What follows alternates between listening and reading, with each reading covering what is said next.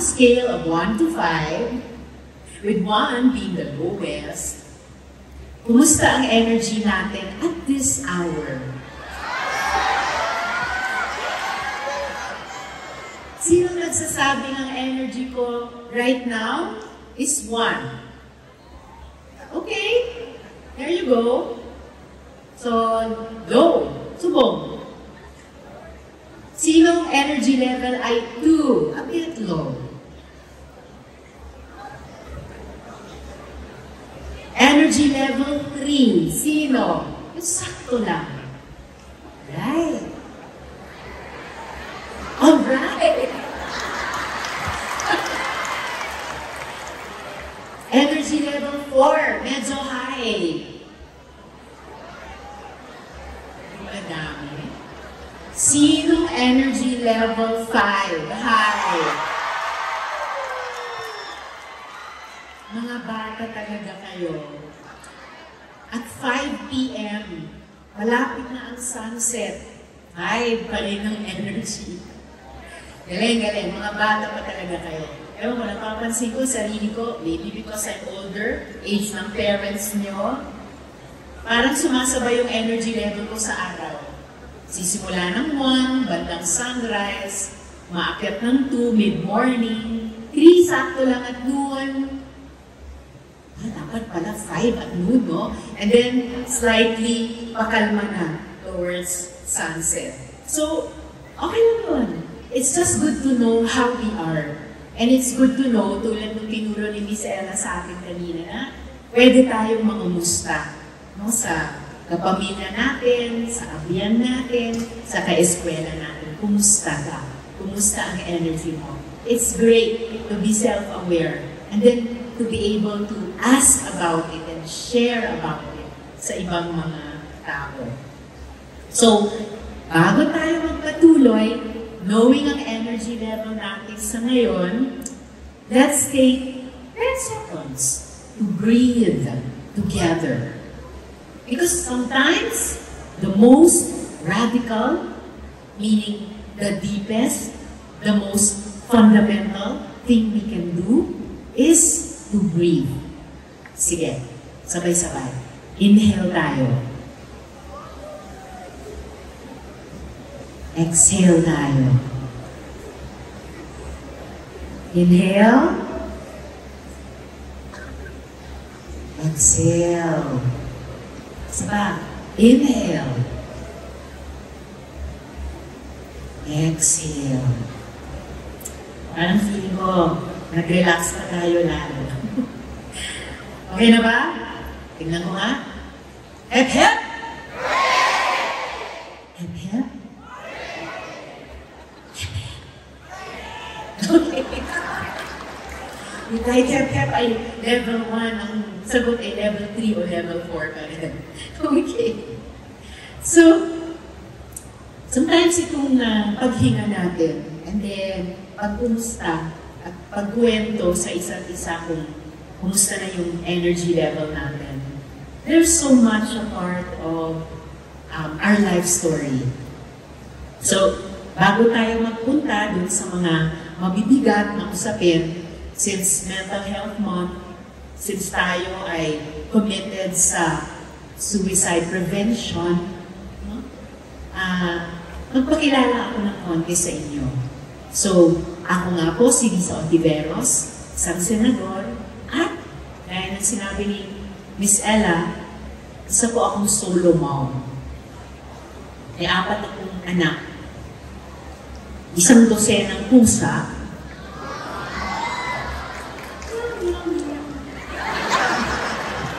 At 4 na aso sa loob ng bahay. Mas marami pa sa labas. Sino dito mga fur parents?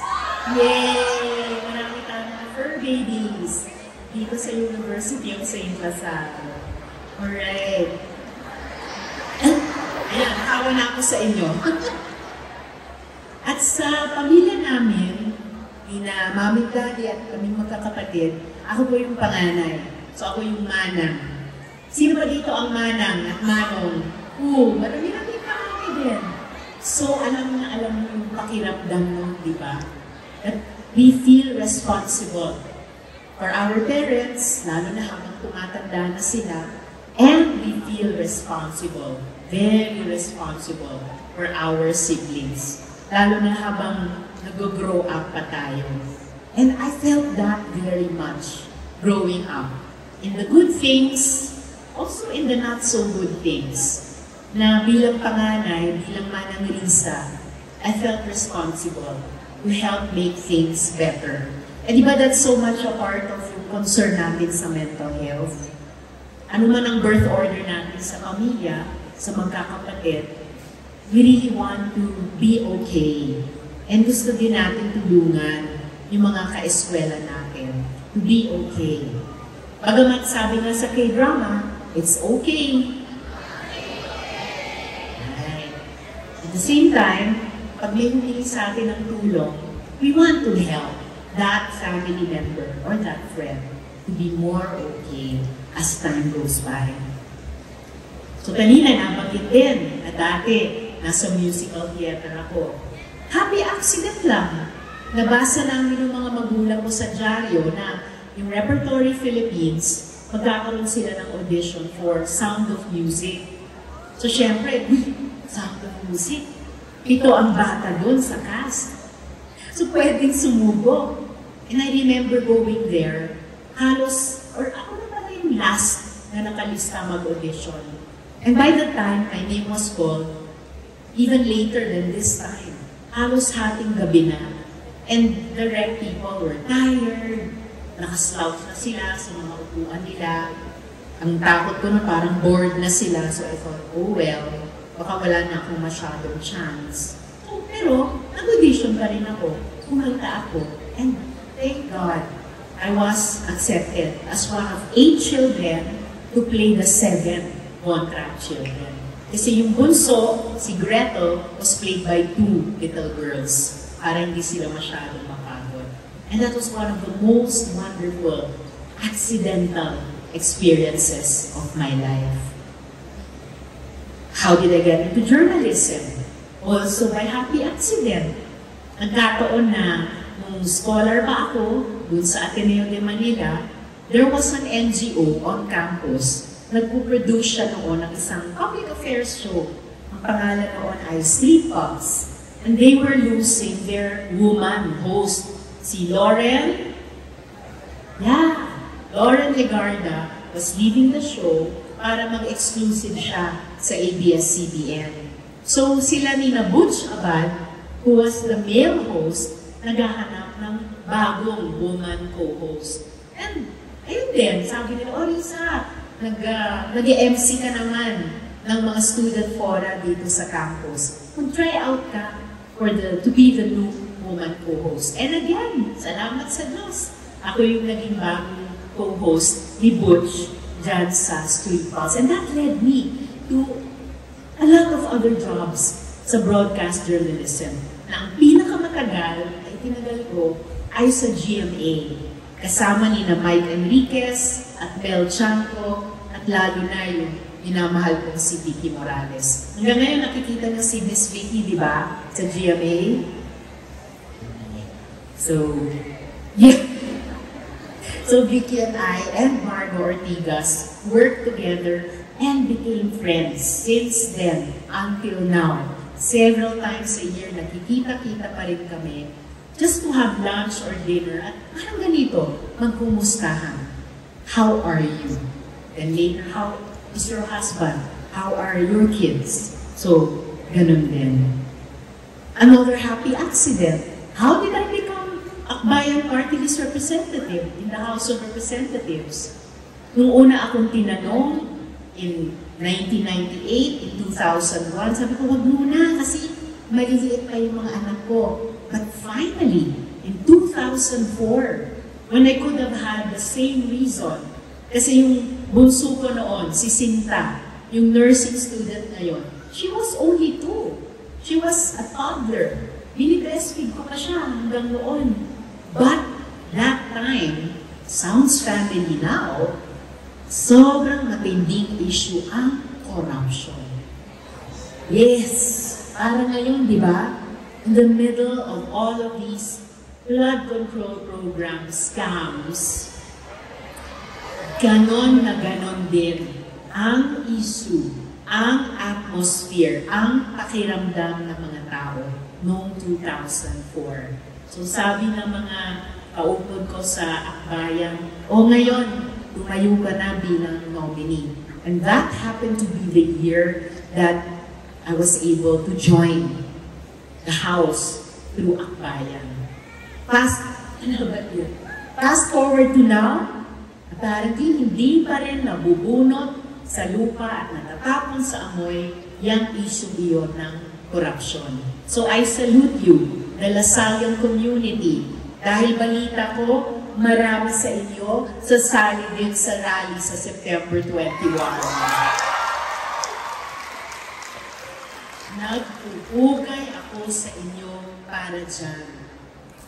At meron din ba dito na the day after September 21 will be joining that Bacolodnon, that Negrosanon movement of citizens who will be investigating corruption issues, including flood control issues.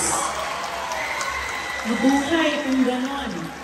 Ibig sabihin, hindi lang ang Senate Blue Ribbon ang mag-iimbestiga, hindi lang ang TRICOM ng House of Representatives ang mag-iimbestiga, ni ang Independent Commission on Infrastructure ang mag-iimbestiga, but Bacolod, Negros will also investigate. May you inspire other cities and other provinces and other regions to do the same. And I think tama lang na LaSalle, University of St. LaSalle, will be part of these mass actions, will be part of these investigations. Dahil nagpasalamat na ako kina brother kanina, the Lasallian community informed the whole of Philippine society na all the primary members of the Independent Commission are Lasallians. So they will be doing our country a great service if they do that task given to them in the spirit of St. John Baptist de LaSalle. So salamat sa inyo for giving us these Lasallians to do this very important task. And in the same way, how did I become a senator? Inspired also by that similar spirit of sense of mission. That spirit of being open to the happy accidents in life. Kasi, di naman ako tumakbo, nanalo agad. Natalo muna ako 2 beses. And only on the 3rd and last try, finally nanalo. Only by fighting very, very hard for re-election 6 years later, 3 years ago, na na-re-elect. Kaya patuloy akong nakapagtatrabaho sa Senate ngayon.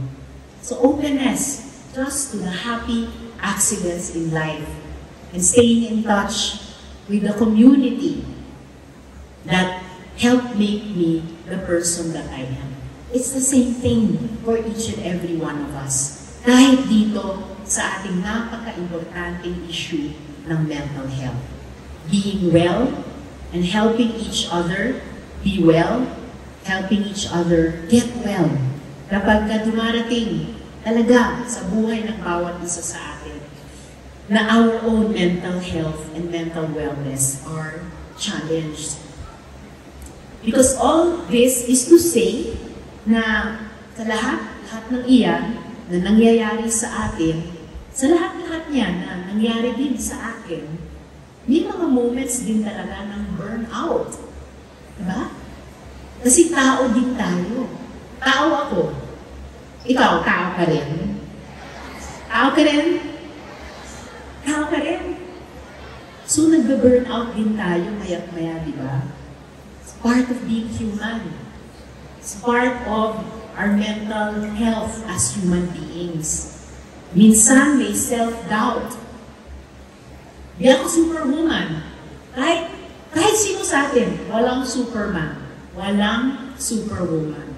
We are humans. And tulad ng bawat isa sa inyo, umaasa na ako sa communities ko. Umaasa ako sa pamilya. Umaasa ako sa mga abiyan. Umaasa ako sa mga fellow alumni ko. Kayo, sa mga schoolmates nyo. Umaasa ako sa komunidad. And USLS itself is one big community. Sa mga kasama sa trabaho, umaasa din ako. And how did these experiences contribute to our push for the mental health law in 2018? What were the challenges that we were facing even then? That's why we pushed this law. At pag sinasabi kong we talaga. Kasi pati yung Youth for Mental Health, mga kabataan, mga estudyante tulad nyo, kasama ninyo, ay kasama doon sa pagsasabatas ng mental health law. Kanina sa dialogue na pag-usapan namin with the University Student Council President, na nung generation ko, which is the generation of your parents, at lalo na ng generation ng mga magulang ko, generation of your grandparents, halos tabu pag-usapan ang mental health. Alam niyo ba yon? You know those stories. People with mental health needs and even mental health problems had to suffer them alone, had to suffer them in the dark.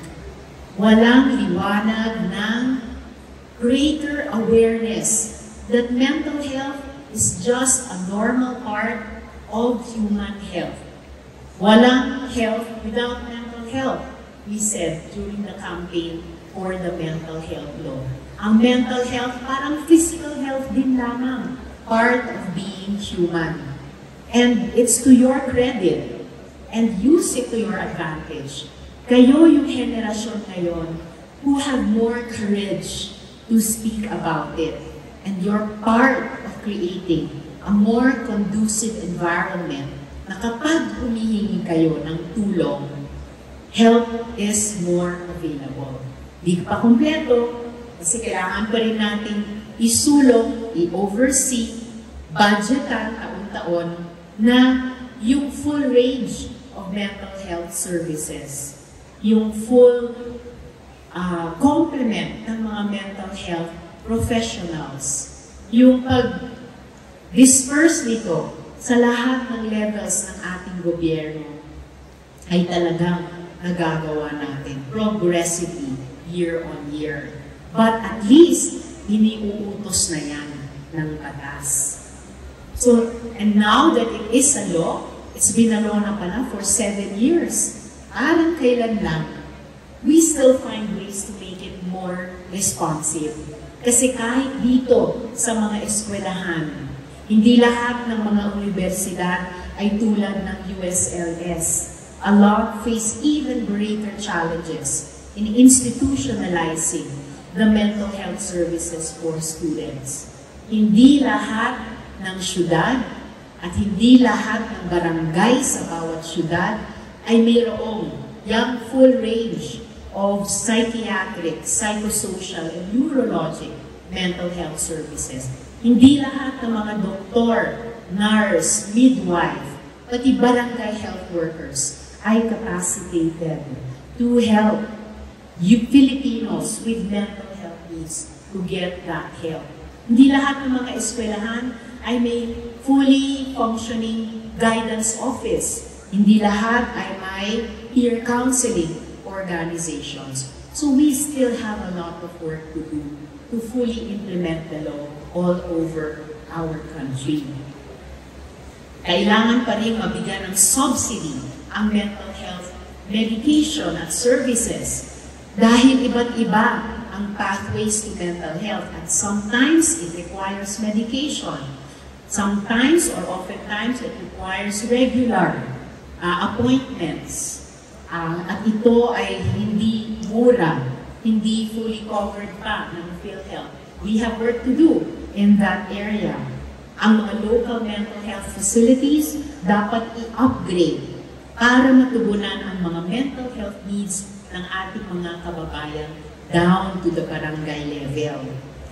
Ngayong 20th Congress, sinusulong ko pa yung Healthy Buhay at Hanap Buhay para sa Guro Act na magbibigay.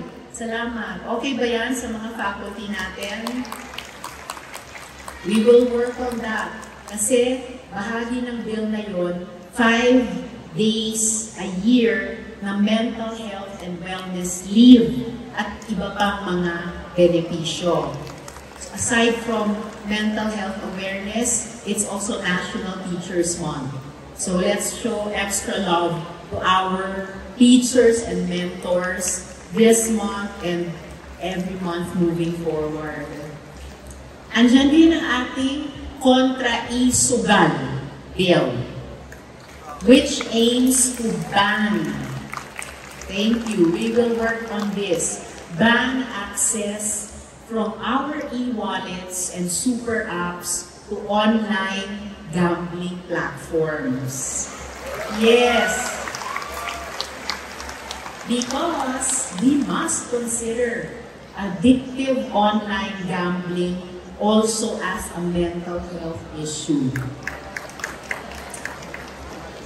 And approach that online gambling addiction from a public health perspective, from a mental health perspective. Dahil gambling addiction ay addiction at nangangailangan ng rehab. And even before we need rehab, yan online gambling addiction, yan kailangan ng prevention. Especially from the side ng mga e-wallets mismo, bukod sa mga online gambling companies themselves. At syempre, patuloy ang ating pakikibakan laban sa korupsyon. Right?